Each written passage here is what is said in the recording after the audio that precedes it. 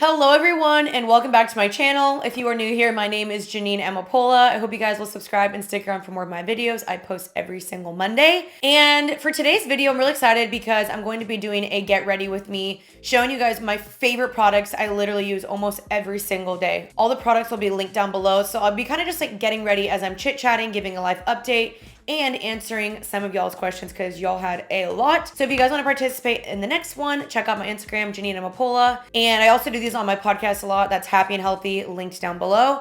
But yeah, I hope you guys enjoy hanging out with me, getting ready, and just seeing other products I use. And yeah, let's get right to it. I hope you guys enjoyed today's video. Okay, so here I am starting off with a bare face. What I'm first gonna do is take this. It's the Glow Recipe Watermelon Drops. I recently picked this up again and have been loving this. So it's just like a really nice glowy base for your face, and it just feels amazing. Okay, the first question I'm gonna be answering is, someone said, is texting always, okay, I'm sorry, the way she worded this was not it. Is texting a guy first always good? I think is what she meant to say.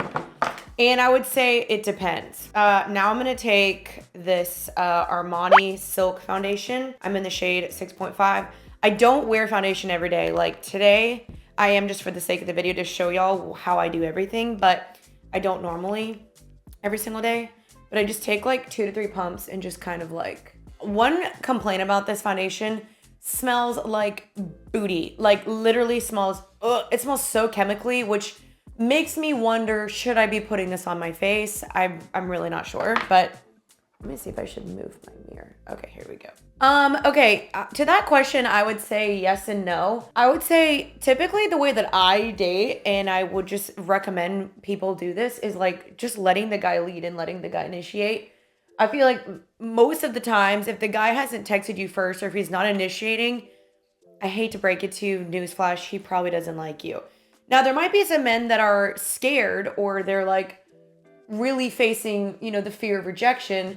And that's where you can kind of just like throw him a bone every now and then and kind of just like, maybe let him know you're a little bit interested. For example, one of my friends recently had a guy text her and was like, hey, it was so good to see you. I hope I see you again. And she had previously like turned this guy down, but then she was like, crap, I kind of like changed my mind. Like, I actually think I do want to pursue this.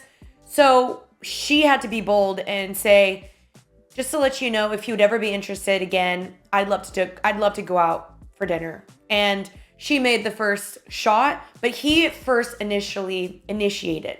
So I would always say, let the man lead and initiate. I just think that's the way God designed it. That's the way personally I do it. And I just think it works well. But you can definitely like drop some hints and do what you need to do, but I wouldn't typically be the girl that's constantly texting him first, because it may just kind of make him feel like, okay, this girl's chasing me, and it may give out hints of desperation. Not always, but just my thought. Okay, next I'm also taking the Luminous Silk Concealer in also 6.5, which maybe I should get a lighter shade, but it looks pretty good. I love this combo together, and I just do all of it. This is like, if I'm going like to an event or something, like this is the makeup look I'm doing. I'm no pro, but this is just what works for me. Someone said to me, if given a choice to move back to California, would you or would you stay in Dallas? If I were to ever move back to California, it would probably be in San Diego. I wouldn't ever foresee me moving back to LA. I just feel like I had a good season there and I loved it, but I just feel like that season is kind of over with. And I just feel like I'm growing here pretty well in Dallas. I love my community here. Homeowning is way more feasible in Dallas. So no, I don't see myself ever going back to California unless it was San Diego, just because I feel like the dating there is garbage. It just is. I'm just gonna take a little sip of my coffee. Okay, now I'm gonna take the Fenty Beauty Matchstick. I freaking have loved these for so long and I still use it because it works. Okay, someone asked me, how do you find comfort in the wait? And basically what she's saying is like just the waiting season. Like say you're waiting for, your dream job or a person, or I think that's mainly when people use it as a reference of like the waiting season, because, sometimes if you're waiting for a relationship, it just takes a long time. But I feel like the advice I would give my younger self, or even just give anyone, is that good God ordained things take time.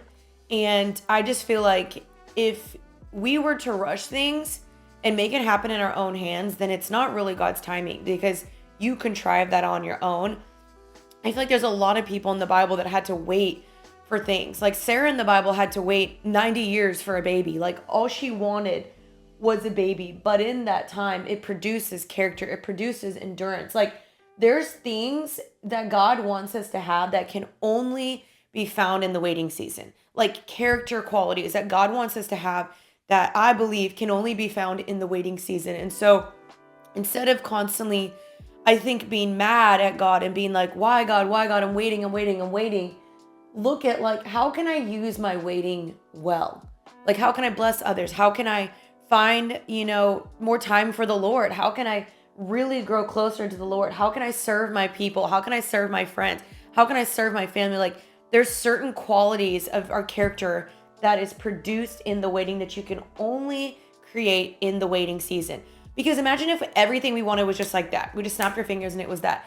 That would make us not appreciate things. That would make us feel just like we didn't work for it, or we didn't earn it, or that it wasn't like on God's perfect timing.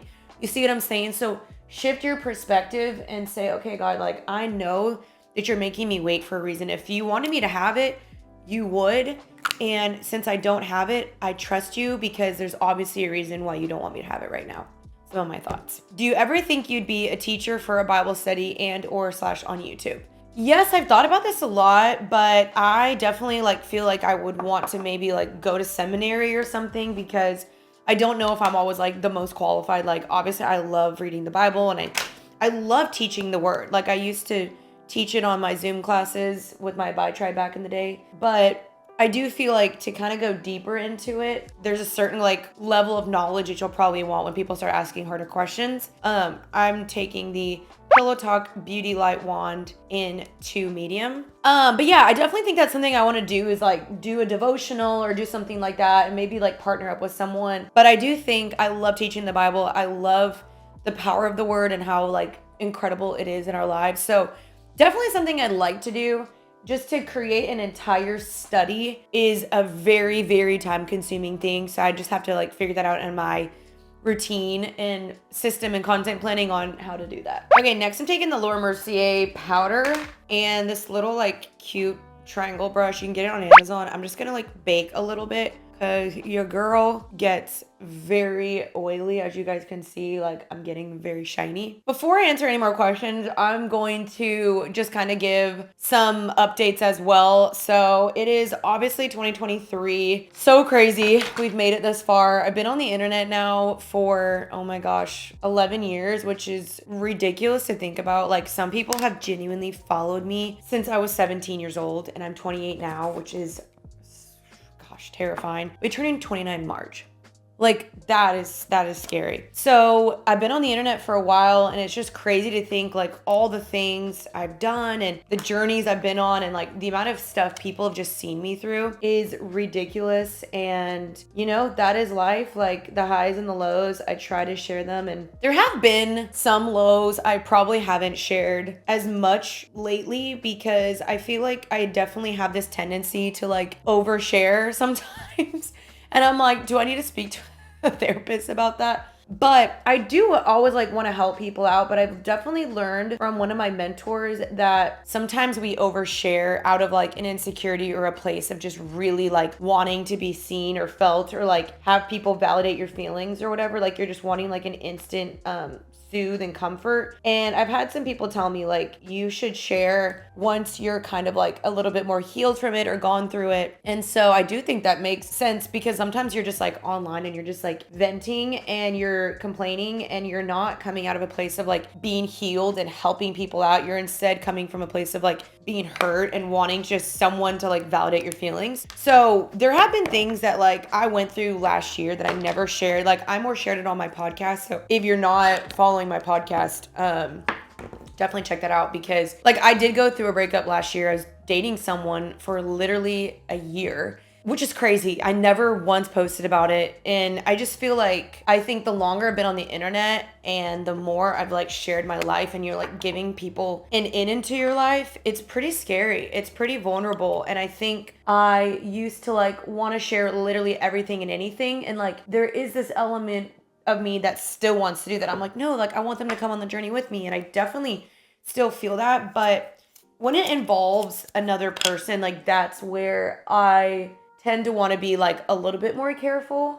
I'm just tightlining really quickly with the Urban Decay eyeliner pencil. And so, yeah, like I kind of kept that private. And just, I don't know, relationships are so scary. Like sharing relationships online and like giving people like an in of your relationship and like letting people like criticize you and judge you is just kind of scary, you know? So I think that's kind of why like I've decided just to keep a little bit of my dating life just offline until like I know for sure I want to marry someone, which might sound dramatic, but I've had 3 public breakups.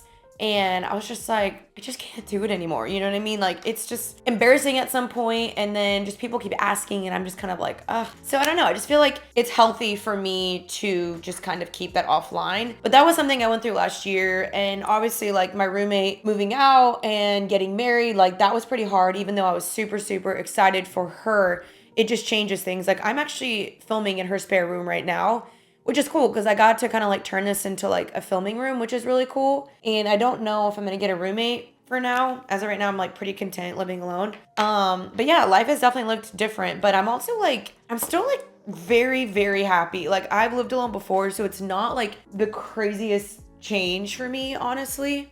I'm gonna spray this really fast. It's really not. Like I have really enjoyed having my own home and hosting and being able to have people over, and like my family can come stay kind of whenever they want. I have an extra guest room now, which is really, really cool. So I don't know. I'm really excited for 2023, and like I have this really big thing I'm working on right now. Won't come out for a while, but I've been working on that, and that's honestly why I've been like slacking in a lot of areas, because it has been taking every like ounce of my energy. But I can't wait for y'all to see that. And then, yeah, I'm launching season 4 of my podcast very soon. And so that's also taking some time. And I'm just trying to like figure out all the stuff with that. But I'm really excited for this year. Last year was honestly like really good though. Like amidst breakups, which I wasn't heartbroken, but just a breakup. I mean, that year was pretty Gucci. I'm not even gonna lie. Like I'm very, very thankful for 2022. It taught me so much and grew my relationship with the Lord so much more, and community and like friendships and just getting deeper with friends. And I traveled a lot, and so I'm just really thankful for it. I definitely saw some change in my platforms and growth in my podcast, so like I'm super thankful for 2022 and really looking forward to some new stuff in 2023. We shall see what this year will bring, but I'm very, very hopeful. So I don't know, some thoughts, and I will answer more questions. Okay, this is a great question. How was it like growing up with 6 older siblings? So if y'all don't know, I'm actually one of 7 kids. I'm the youngest of 7 kids. And it was honestly kind of insane.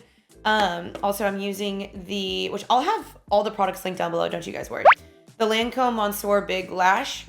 If you follow my TikTok, you probably saw that I have this neighbor that I really don't think likes me, and she's the one that just walked by, which is why I wanted to shut my blinds. Okay, anyway, so I'm one of 7 kids, and honestly, it was like pretty chaotic. We all shared rooms, all shared clothes, shared beds, constant chaos, constant noise, constant like stuff everywhere. My mom had to cook so much food for everyone. If you weren't quick, the food would be gone like that. Like you had better like eaten fast, because if you didn't, the food was gonna be gone. So like everyone constantly was like fighting over stuff, and my older brother would pick on me and my 2 sisters all the time. Does this look patchy? I think it does. And it was really fun though. Like we had a ton of road trips and stuff, because obviously flying would be very expensive. I'm using bronzer now. And my mom like forced us to like make sure we always shared, and that we always like forgave each other, and that we didn't get in fights. So like if we did get in fights, because we would a lot, my mom would always make sure like, no, you better make up, you better be friends, you better like say you're sorry. And so we always had to do that, even if you didn't want to say sorry, or even if you didn't want to like hug your sibling. My mom always instilled in us like, you better like make sure you love your sibling and give him a kiss, because my mom being like Latina, she has like a very like loving culture. And she's like, no one's gonna be like mean to each other in this house. And then because my dad is German, he was like structure, structure, structure. So all of us had a day of the week that we had to clean. So like, and do the dishes. So like Saturdays was my day to do the dishes. So honestly, it kind of worked out perfectly because there were 7 kids, 7 days of the week. So like my parents orchestrated like kind of a little bit of a routine, which my dad was better at the routine than my mom. My mom was kind of just more trying to like keep us alive and feed us and keep clothes on us. My dad was providing and trying to keep order in the house and a schedule. And we were all homeschooled. So fun fact, all homeschooled. So that was definitely very unique. My family's story like really could be a book. Like I wish I could, not wish, I probably could, but if I could bring like all my siblings in and us talk about it, it's really ridiculous. Like when you hear all the stories and all the things, and it's just, it's a lot. It's a lot, but I wouldn't ever trade it for the world. I'm super thankful for it. When I was younger, I didn't like it because, you know, you always had to share everything. Nothing was ever your own, which was kind of frustrating, but that's okay. I'm really thankful for it. And my siblings and I all love each other and all get along like really well now. So it's a blessing. Okay, I've had a lot of people ask me kind of just like about boundaries in dating. And of course, like if y'all don't know, I'm a Christian, I'm rewaiting for marriage and stuff. So while dating, I just think boundaries are super, super important. And so some of my boundaries would be like, you know, no sleeping together, no lying in the same bed together. I do think like kissing and some making out is fine, but if making out is really like causing y'all to like always take it to the next place or whatever, then you should probably kind of cut it out. And I know this can just sound so legalistic, but that's like not my goal and my intention. Like my goal really is to just honor God in every way possible. It's not because I'm looking at it as like a set of things I can't do, but rather like waiting for the things I can get to do with my future spouse. And so trying to like not even climb on top of them and like having them have a curfew of like, hey, you should probably leave at 10:30 because nothing good happens past, you know, midnight, and have them probably leave at a certain time.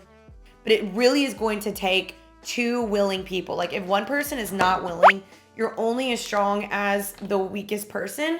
So even if like you're really like, no, I want to do this, if the other person is not, it may not go as well for you. Okay, I feel like my makeup is genuinely not the best I've ever done. Like, I don't know what it is, but I just feel like I don't look as good. But regardless, the steps are still the same. I'm gonna spray one more time.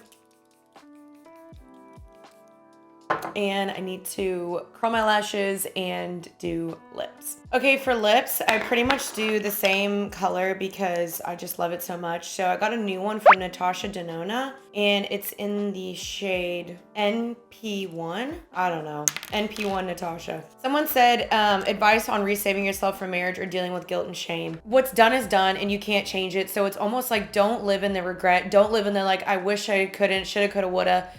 What's done is done. So like move forward and know that like his mercies are new for you every single day. It doesn't mean that you keep running back and you use that as an excuse because his mercies are new for you every day. But instead realizing like, okay, God's design for sex is important and it's meant for marriage and there's something to it that I believe in. And so have friends around you that can encourage you and believe in you and help you not run back to that. And then just give yourself grace because God gave you grace already, you know, so he's already forgiven you. You're a new creation. And find a person going forward that has the same goal as you. Like I said, you're going to really want to find someone with the same boundaries because that will make or break the situation as to whether you do that again or not. And so find someone that respects you and wants to wait for marriage as well. And I think that will go well for you. But just know like you are forgiven and it's not the worst thing you've ever done. It's not your identity. It's not your title. Like, it happened, and forgive yourself and move on, and you got this. Whoa, hello. This is the Shiseido eyelash curler, and I'm just gonna powder a little bit more, blend out anything. I feel like my face just looks patchy today, and I don't know why. And then, last but not least, I'm just gonna brush my eyebrows up. The next question is, what is it like to be somewhat famous? And I would never like call myself famous, but obviously I know like I have a level or a type of fame, I guess you could say, where people know my life. And I would say here are the pros and cons. Like pro, it's really cool to have impact and get to influence people and help people and communicate with people and DM you guys, and like I genuinely feel like there's like a friendship here between me and my followers, and I love that so so much, and I just feel like I'm so beyond grateful for that. And getting to like go out and meet you guys and people say hi to me, and like people sending me DMs of just like how I've helped them and stuff like that is so freaking cool to me. And like knowing if I put out a project that I'm passionate about, like people will be excited about that as well. They're going to buy the product, and that's really really cool. But of course, we all know that there's negatives to fame of people, probing in your information, finding your house, stalking you, sending you hate comments, wanting to know everything, like people criticizing you for anything and everything, and they don't even know the full story, and always being judged and misunderstood. But it is kind of the price we pay when you sign up to do this job. And I don't think that just because you sign up for it that people should just automatically be like, well, you signed up for it, so let me send you some hate comments. Like, I don't think that's necessarily fair, but I do think it is the price and it is what you sign up for. But I don't know, at the same time, it's like I love the fact that I get to share the gospel and share my thoughts and help people. Like the goal of everything I do is like, how can I help someone? Like, who can I set free today? What girl is out there struggling that needs help or advice or something? That's always my goal. And so as a Christian, I do feel like I get quite a bit of hate as well. And I mean, people that are Christians, not Christians, they also get hate too. But yeah, there's like a certain different type of level of hate that I get for being a Christian, and that's okay. But sometimes it stinks. Sometimes the hate comments get to you, and it's scary sometimes knowing like, oh my gosh, everyone knows my life and they're going to want to know more. And that's exactly why I was saying, like, I kind of want to keep my dating life a little bit more private until I feel super comfortable, because I am scared of what people think sometimes. I am nervous that people will get attached or probe or whatever. So I don't know. Those are just some thoughts, but there's pros and cons to it. But regardless, I still love this job so, so much. Someone said to me, why do you never talk about your heritage or your nationality? That's a really good question. Honestly, I feel like the reason why I haven't is because I'm mixed. So I'm half German, I'm half Guatemalan, and I was born in America. My parents were not. And I feel like there's this weird in between of like, I'm not Latina enough or I'm not German enough. And I feel like people want to put people that are mixed into certain buckets of like, well, you to be Latina, you need to be fully this, or to be European, you need to be this. And I am so confident in my heritage, my nationality, like so proud of both. Genuinely, I love like learning the languages and the music and the history and all the things. But I would like to figure out ways to talk about it more. Sometimes I feel almost annoying for doing that. It's not that I haven't wanted to. It's more that I feel like maybe people think it would be annoying, or like, okay, we get it, you're mixed, you know what I mean? Like, I never wanted to put that perception out, and maybe I'm wrong. Like, if you guys want more stuff like that, please let me know. But I've done videos in the past where I tried all German food and then all Guatemalan food. And so check out those videos. They're on my main channel. But it's 100% not because I've wanted to. I'm very proud of my cultures. It's almost just like I don't know really how to go about it. And that would be something that'd be interesting to kind of figure out how to do that. So I am very proud of both my cultures. Like, I love learning Spanish. I love learning German, all the things. I think it's really cool to be mixed, to be honest. I think growing up I didn't, but now that I'm older, I'm like, no, like I think it's so dope. And so that's probably why. It has nothing to do because I'm embarrassed or ashamed, anything like that. It's just because I don't really know how to do it. But let me know your thoughts on that. I'd love to know how I can incorporate that more often. Okay, last question I'm going to answer, and that will be the end of this video. But someone asked me, how is your relationship with Maddie? Is it still the same, or do you feel things have changed? And inevitably, yes, things have changed because she's moved out. And so we have to create more of a routine to communicate with each other, set up time to see each other. She also lives an hour and a half away now, which is very kind of difficult. Like, we really have to carve out time to plan to see each other and stuff. But regardless, our friendship is still absolutely amazing, absolutely strong. We still love each other, support each other, pray for one another. She just was here a week ago, and we hung out for like 2 hours and stuff. And so we always prioritize seeing each other, because if something or someone matters to you, you're going to prioritize that. And so that's something we do. We text all the time, voice memos, calls. I mean, the relationship is still really, really good. It just looks different. And we're so, so thankful for the season that we had, but now we're different. Now we're in a different season, but relationship is still absolutely amazing. It's just now trying to figure out a constant like schedule of maintaining that, seeing each other. But now her life does look a little bit different than mine, which is totally okay. Like, I will be there one day, and we're really excited to kind of get to bond over that one day.